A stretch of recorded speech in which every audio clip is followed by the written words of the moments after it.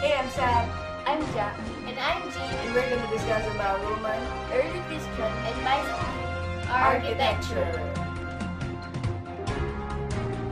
Hi, today we're going to discuss about the three types of architecture, which is the Roman, the early Christian, and the Byzantine architecture. So I'm going to be discussing about Roman architecture. The Roman architecture continued the legacy left by earlier architects of the Greek world. Um, and the Roman respect for this tradition, their particular reverence for the established architectural orders, especially Corinthian. Corinthian columns are usually seen in their public buildings. However, the Romans were also great innovators, and they quickly adopted new construction techniques and used new materials and uniquely combined existing techniques with creative design to produce a whole range of new architectural Such as structures. Triumphal ornamental aqueduct, amphitheaters, granary building, and residential housing block. Many of these innovations were a response to the changing practical needs of Roman society.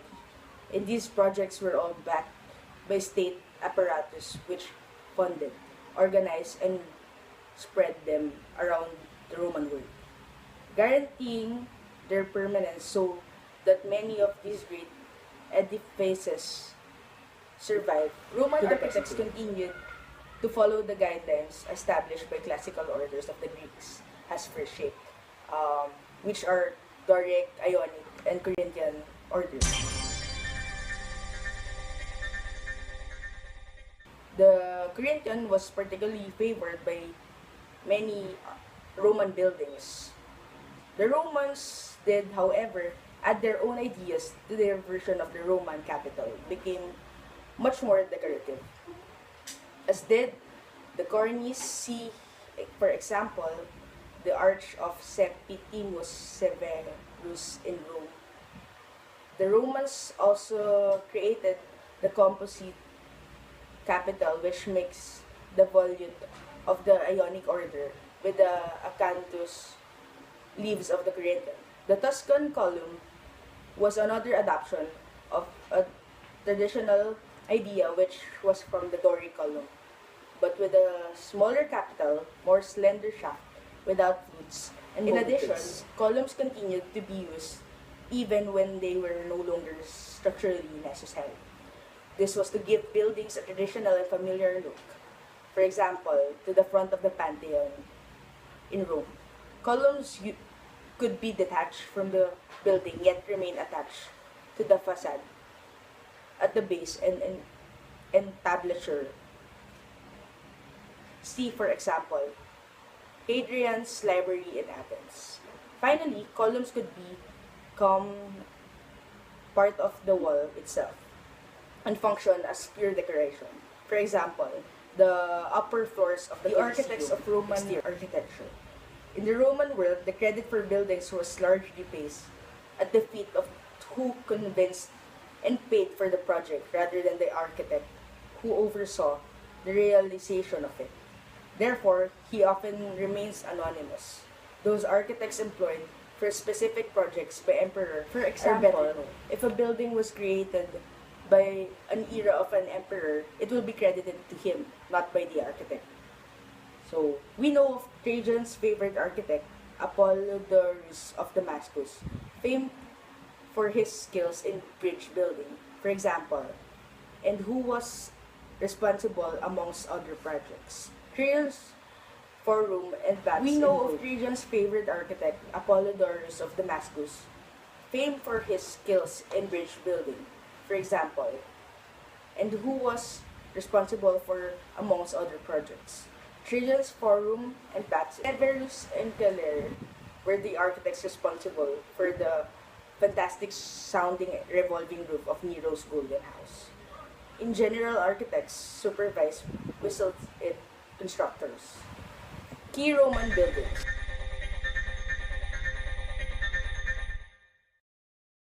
Aqueducts and bridges.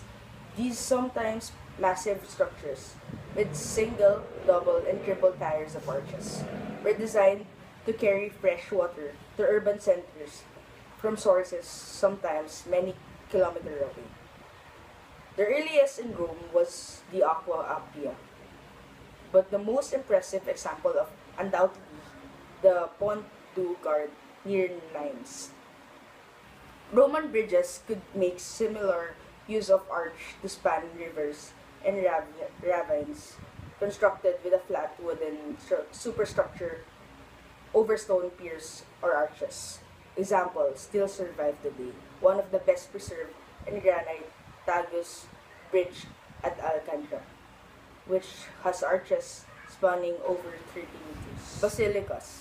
The basilica was adopted by Christian Church but was convinced by the Romans as a place in large gathering, which was most common use for lockers.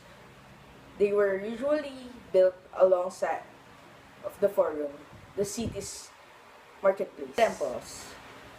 The Roman temple was a combination of the Etruscan and Greek models with an inner cell at the rear of the building surrounded by columns in place on a raised platform, with a step entrance and column porch. The focal point of the building contrasts to Greek temples where all four sides could be equally important in the urban landscape, surviving practically complete and typical example of masonry at Nimes. Temples were usually rectangular but could take other forms such as circular or polygonal. For example, Temple of Venus at Bel. Theaters and amphitheaters. The Roman theater was of course inspired by the Greek version, but the orchestra was made semicircular and the whole made using stone. This fully enclosed amphitheater was a particular favorite of the Romans. The Colosseum is the largest and most famous, and it is typical example copied throughout the empire. A highly decorated set over a network of barrel vaults and underground rooms below the arena floor to hide people, animals, and props until they were needed in the spectacles. Triumphal arches.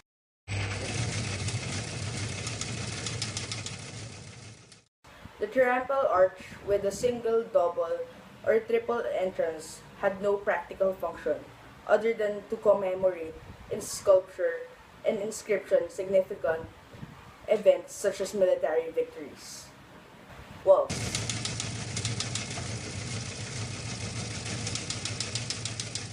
Aside from the famous military structures such as the Antonine and Hadrian's Wall, even more modest Roman walls offer a surprising number of variations. The width of Roman walls could also vary tremendously from the thinnest at 18 cm to a massive 6 meters thick.